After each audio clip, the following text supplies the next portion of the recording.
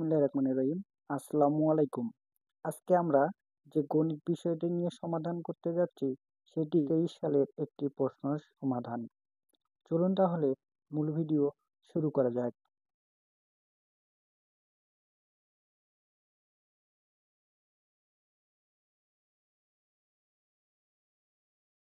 প্রথমে আমরা প্রশ্নটি সম্পর্কে দেখে নেব। হচ্ছে একটি ঘড়ি নির্মাতা 20% লাভে দোকানদারের নিকট ঘড়ি বিক্রয় করেন এবং দোকানদার 10% লাভে ক্রেতার নিকট ঘড়ি বিক্রয় করেন। ক্রেতা যে ঘড়িটি 396 টাকায় ক্রয় করলেন সে ঘড়িটির নির্মাণ খরচ কত, মানে ঘড়িটির উৎপাদন খরচ কত সেটি আমরা বের করব ইনশাআল্লাহ। ক্রেতার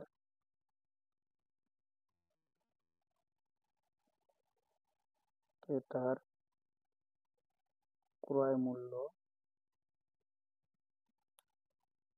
সমান দোকানদারের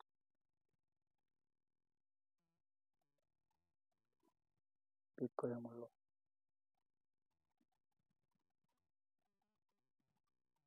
করি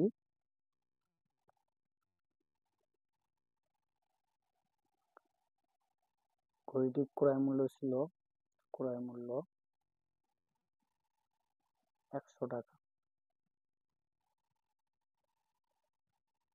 দোকানদার ঘড়িটি 10% লাভে ক্রেতার নিকট বিক্রয় করেন, তাহলে অতএব 10% লাভে বিক্রয় মূল্য।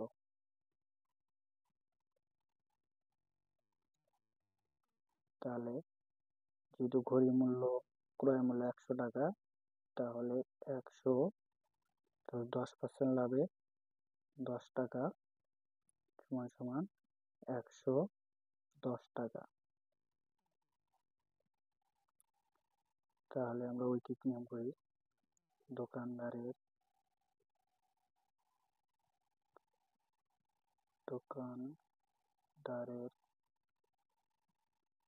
বিক্রয় মূল্য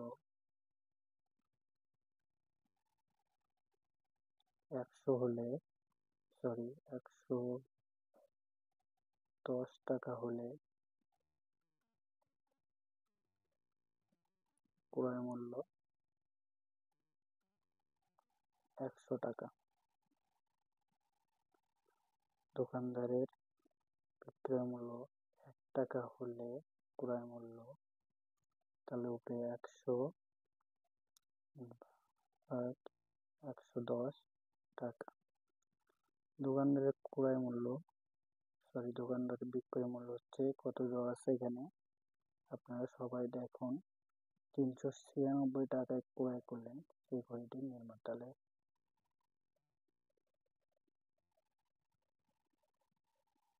396 টাকা হলে ক্রয় মূল্য 100 গুণ 396 ভাগ 110 টাকা, তাহলে সে 360 টাকা।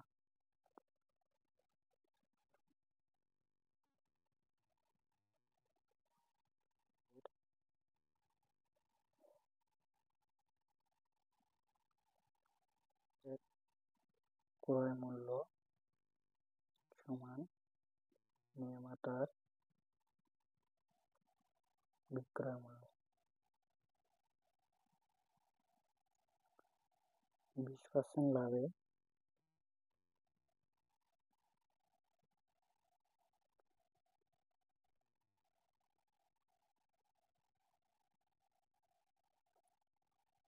তাহলে 100 প্লাস 20, 120 টাকা। নির্মাতার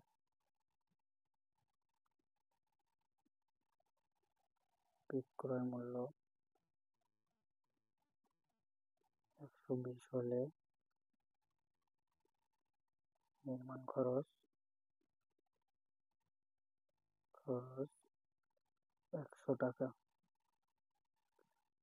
নির্মাতার বিক্রয় মূল্য ১ টাকা হলে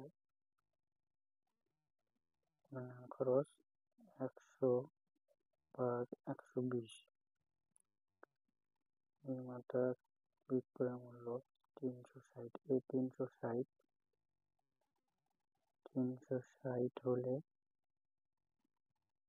নির্মাণ খরচ হবে ১০০ গুণ ৩৬০ ভাগ হচ্ছে ১২০। শূন্য শূন্য কাটিয়ে দিলাম। ৩ বারং ৩৬, ৩০০ টাকা। তাহলে নির্মাণ খরচ